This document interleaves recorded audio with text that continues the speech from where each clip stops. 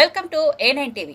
ఎమ్మెల్యేగా ఎంపీగా తమను గెలిపించండి, మీ నమ్మకాన్ని నిలబెట్టుకుంటామని వైఎస్ఆర్సీపీ ప్రకాశం జిల్లా ఒంగోలు శాసనసభ పార్లమెంట్ అభ్యర్థులుగా పోటీ చేస్తున్న బాలినేని శ్రీనివాసరెడ్డి, చెవిరెడ్డి భాస్కర్ రెడ్డి అన్నారు. ఒంగోలులో A1 ఫంక్షన్ హాల్లో ఆర్య వైశ్య ఆత్మీయ సమ్మేళనం జరిగింది. ఆర్య వైశ్య కార్పొరేషన్ చైర్మన్ కుప్పం ప్రసాద్ అధ్యక్షతన జరిగిన ఈ ఆత్మీయ సమ్మేళనంలో బాలినేని శ్రీనివాసరెడ్డి మాట్లాడుతూ, ఇటీవల తెలుగుదేశం పార్టీ ఆధ్వర్యంలో జరిగిన ఆర్య వైశ్య ఆత్మీయ సమ్మేళనంలో తాను ఆర్య వైశ్యులను ఇబ్బంది పెట్టినట్టు అన్నారని, తన 25 ఏళ్ల రాజకీయ జీవితంలో ఏనాడు ఆర్యవైశ్య వ్యాపారులను ఇబ్బంది పెట్టలేదని, కరోనా లాంటి విపత్కర సమయంలో కూడా వారు వ్యాపారం చేసుకునేందుకు సహకారం అందించానని అన్నారు.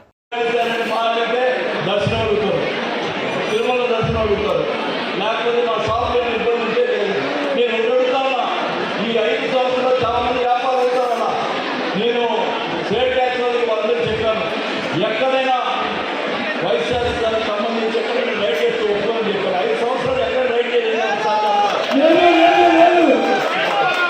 ఒకటే చెప్తా ఉన్నాం, మరి ఖచ్చితంగా రైడింగ్ మరి ఎక్కడ కూడా ఏ ఇబ్బంది లేకుండా చేయడం జరుగుతుంది. మీ అందరూ కూడా దయచేసి ఆలోచించండి. మిమ్మల్ని కూడా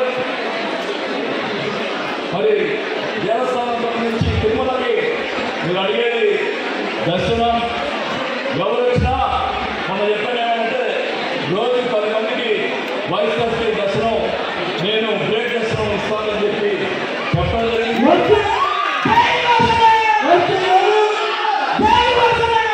10 మంది కాదు, అవసరమైతే ఎక్కువ మంది వచ్చినా కూడా, రోజు 10 మంది ఎక్కువ వచ్చినా కూడా నేను చైర్మన్తో మాట్లాడి మీకు ఎవరు వచ్చినా కూడా దర్శనాన్ని బ్రేక్ దర్శనాన్ని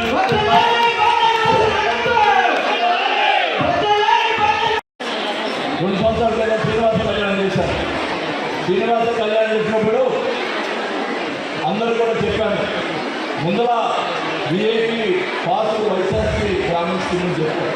ఎందుకంటే ఎక్కువ పూజించేది మీరు కాబట్టి ఆ రోజు చెప్పడం జరిగింది. ఆ రోజు మరీ జనం ఎక్కువ కావడం, కొంత ఇబ్బంది జరిగితే ప్రతి ఇంటికి కూడా వైఎస్ఆర్సీ ఉన్నటువంటి మా పెద్దల మా పార్టీ వాళ్ళందరూ కూడా ప్రతి ఇంటికి కూడా ప్రసాదం చేరాలా అని చెప్పి నేను మరుసటి రోజు అందరూ కూడా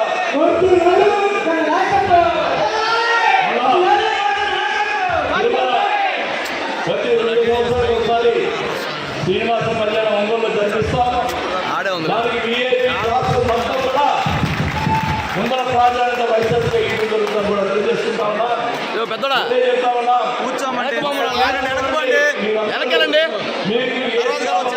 చేసేదానికి సిద్ధంగా ఉంటారని చెప్పి తెలియజేసుకుంటా ఉన్నా. మీ అందరూ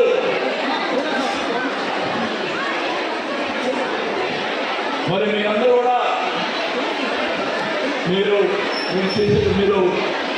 జరగబోయే ఎలక్షన్స్లో ఎమ్మెల్యేగా నన్ను, అలాగే ఎంపీగా చెవిరెడ్డి భాస్కర్ రెడ్డి గారిని ఇద్దరిని గెలిపిస్తే తప్పకుండా మీ రుణం నేను తీసుకుంటానని చెప్పి కూడా తెలియజేసుకుంటా ఉన్నా. ఈ మధ్యకాలంలో కొత్తపట్నంలో రోడ్డు వైడింగ్ చేశాం. చాలామంది ఇప్పుడు ప్రాబ్లం అయింది. ఒకటే చెప్తా ఉన్నా, కొండ రోడ్లో కూడా కొంతమంది వచ్చి కొండ రోడ్డు వైడింగ్ చేయాలి అని చెప్పారు మా వయసు ప్రభుత్వమే.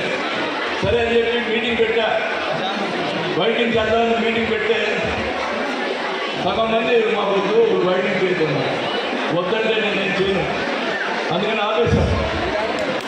ఎక్కడ కూడా ఎవరిని ఇబ్బంది పెట్టేవాడు కాదు. వైడింగ్ అందరూ అలా మీటింగ్ పెట్టే అందరూ కూడా బాంబే డైన్లో పెట్టి అక్కడ అందరూ కూడా చాలామంది వద్దంటే ఆపారు.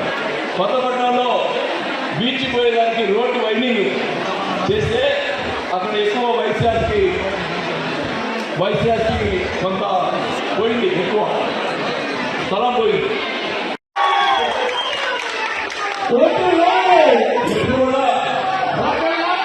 ఎప్పుడు కూడా ప్రసాద వాతావరణం కోరుకుంటాను, ప్రసాదంగా ఉండాలని. కానీ చాలా బిహేవ్ చేస్తాను. నేను ఎప్పుడు చూసినా ఇట్లాంటి పరిస్థితి కూడా చాలా దారుణంగా బిహేవ్ చేస్తాను. ఒకటే చెప్తా ఉన్నా, నేను బయట అనుకున్నా, తినడం అనుకున్నా, నేను ఎవరు కూడా ఇబ్బంది పెట్టే మనిషి కాదు. కానీ వాళ్ళు చాలా ఇబ్బంది పెట్టినటువంటి పరిస్థితులు ఉన్నాయి. ఆ దేవుడు చూసుకుంటాడు. ఖచ్చితంగా ఉంటే చెప్తా ఉన్నా, మీ అందరూ కూడా వైఎస్ఆర్ సంబంధించినటువంటి మొదటి కూడా